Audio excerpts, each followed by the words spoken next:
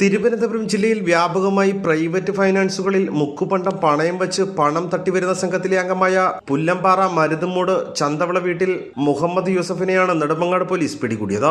ആൾ Kerala private finance association അധികാരികൾക്ക് പരാതി കൊടുത്തതിനെ തുടർന്ന് ഇത്തരം റാക്കറ്റുകൾക്കെതിരെ ശക്തമായ നടപടി സ്വീകരിക്കണമെന്ന തിരുവനന്തപുരം റൂറൽ ജില്ലാ പോലീസ് മേധാവി കിരൺ നായർ IPSന്റെ നിർദ്ദേശാനുസരണം പ്രത്യേക അന്വേഷണ സംഘത്തിലെ ഡാൻസ് ഓഫ് ടീം നടത്തിയ പരിശോധനയിലാണ് നെടുമങ്ങാട് ആനാടുള്ള പഞ്ചമി ഫിനാൻസിൽ ഇത്തരത്തിലുള്ള ഒരു പണയമുള്ളതായി മനസ്സിലാക്കിയത്. തുടർന്ന് നടത്തിയ അന്വേഷണത്തിലാണ് പ്രതിയെ അറസ്റ്റ് ചെയ്തത്.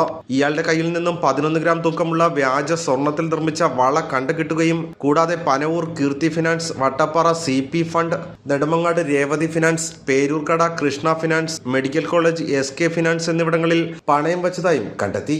നോട്ടത്തിലും പരിശോധനയിലും കണ്ടെത്താൻ കഴിയാത്ത വിധം 916 മുദ്ര പതിപ്പിച്ച വ്യാജ സ്വർണ്ണവളകളാണ് ഇയാൾ പണയം വെച്ചത്. ഈ വളകൾ ഫിനാൻസുകാർ ദേശസാൽകൃത ബാങ്കുകളിൽ റീപ്ലഡ്ജ് ചെയ്തിട്ടും കണ്ടുപിടിക്കാൻ കഴിഞ്ഞിരുന്നില്ല.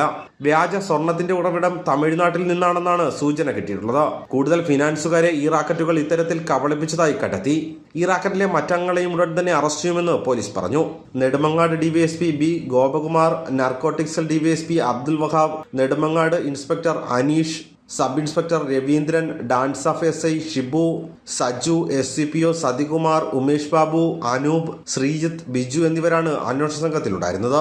ഭാരത് വിഷൻ, നെടുമങ്ങാട്.